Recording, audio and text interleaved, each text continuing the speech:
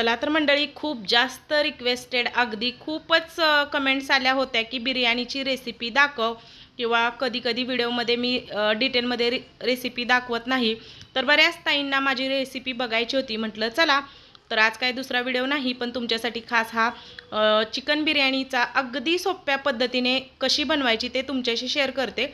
तर साहित्य बघा, नाही म्हटलं तर अर्धा किलो तांदूळ आणि अर्धा किलो चिकन घेतलेला आहे. त्याच्यासाठी ते अर्धा किलो कांदा बघा असा चिरून घेतलेला आहे बारीक. इकडे घरातलाच सगळे खडे मसाले घेऊन गरम मसाला केलेला आहे. इथे थोडंसं 2 चमचे दही घेतलं आहे, अर्धा लिंबू घेतला आहे, थोडेसे अगदी खडे मसाले घेतलेले आहेत.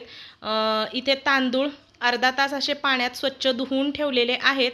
आणि सगळ्यात महत्त्वाची टिप्स म्हणजे चिकन असं कच्चंच नाही टाकायचं, असं थोडंसं ना एका शिट्टीतच मी असं शिजवून घेतलेलं आहे. अगदी जास्तही शिजवायचं नाही, फक्त एक शिट्टी काढायची आहे कांदा आणि मीठ टाकून बस. आता तेल छान कडकडीत गरम केलं, त्याच्यात जिरे, तमालपत्रे 2-4, एक स्टार फूल आणि थोडंसं दालचिनीचा तुकडा टाकला, बस. जास्त काही टाकायचं नाही. जेवढं जसं प्रमाण दिले त्याप्रमाणे करून बघा. अगदी स्पायसी होत नाही, मुलंही आवडीने खातात. आणि इकडे बघा, जो काही अर्धा किलो कांदा चिरून घेतलेला ना, तो सगळा तेलात छान असा परतून घ्यायचा आहे. अगदी खरपूस असं वाटलं पाहिजे कांदा करपलाय, पण तो कांदा नंतर भातात किंवा बिर्याणीमध्ये खाताना असा गोडसर लागतो. आता हे हिरवं वाटण तुम्हाला सांगायचं राहिलं तर ह्याच्यात कोथिंबीर, 2 मिरच्या, आलं आणि लसूण आणि एक कांदा, हे एवढंच ह्याच्यात वाटण केलेलं आहे. कच्चं आहे, काही भाजून घेतलेलं नाही. तर हिरवं वाटण आता त्यात टाकलेलं आहे आणि हिरवं वाटणसुद्धा छान असं. तर आता हिरवं वाटण कांद्यात छान परतल्यानंतर ह्याच्यात थोडंसं बघा मी टाकलेलं आहे धनिया पावडर, लाल मिर्च पावडर, थोडीशी हळद आणि आलं लसणाची पेस्ट, एवढंच टाकले आणि ते पण छान परतून घेतले. आणि आता शिजलेलं जे चिकन आहे ना, ते आपल्याला टाकायचं. तर चिकन आपल्याला आधीच का शिजवून घ्यायचं आहे, कारण नंतर सगळे मसाले खूप जास्त ओव्हरकुक होतात, मग त्याची पूर्ण फ्लेवर सगळ्या मसाल्याचा जातो. म्हणून आपल्याला एका शिटीत चिकन काढून घ्यायचं आहे, म्हणजे त्याचा फ्लेवर मेंटेन राहतो. आता टाकलेला आहे बघा थोडंसं दही आणि आपण जो गरम मसाला केला आहे, आत्ताच ताजा गरम मसाला करून घेतलेला आहे मी.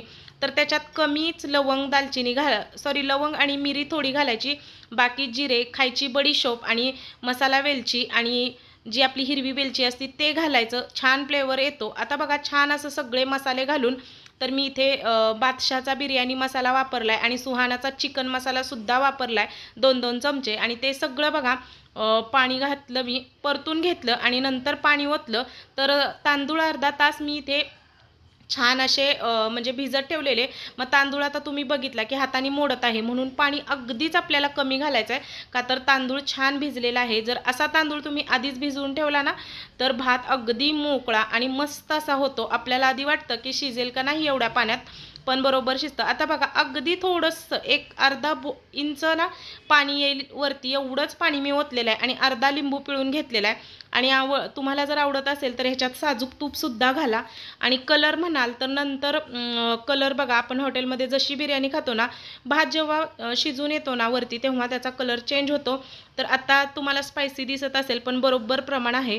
तर बघा इकडे आता झाकून आपल्याला फक्त बारीक गॅसवरती, काही हलवायचं वगैरे नाही आहे, त्या पाण्यात बरोबर बघा अशा पद्धतीने बिर्याणी शिजून वर येते, बरोबर फुलते. आपण तांदूळ भिजवलेला असतो त्याच्यामुळे तो तेवढ्याच पाण्यात, कमी पाण्यात चांगला शिजतो. तर आता बघा नाही म्हटलं तर 15 ते 20 मिनटं ही बिर्याणी शिजायला लागली, का तर एकदमच स्लो फ्लेम मी ठेवलेला, अजिबात मोठ्या फ्लेमवरती मी शिजवली नाही, त्याच्यामुळे खाली लागली पण नाही. आणि आता कोथिंबीर, पुदिना घालून छान अशी मस्त त्याला गार्निशिंग करूया. आणि ही स्पायसी नाही, पण ना मसाले असे निवडक घातलेले आहेत त्याच्यामुळे ना त्याचा फ्लेवर एक मस्त आलेला आहे. एक गॅस बंद केल्यानंतर 10 मिनटं बिलकुल बिर्याणी हलवायची नाही. 10 मिनटानं बघा अशी हलवली की त्यातलं पाण्याचं सगळं हे होतं आणि बिर्याणी अजून गरम आहे तरीसुद्धा बघा किती छान मोकळी अशी झालेली आहे. आणि चला या खायला. आणि आवडलं असेल तर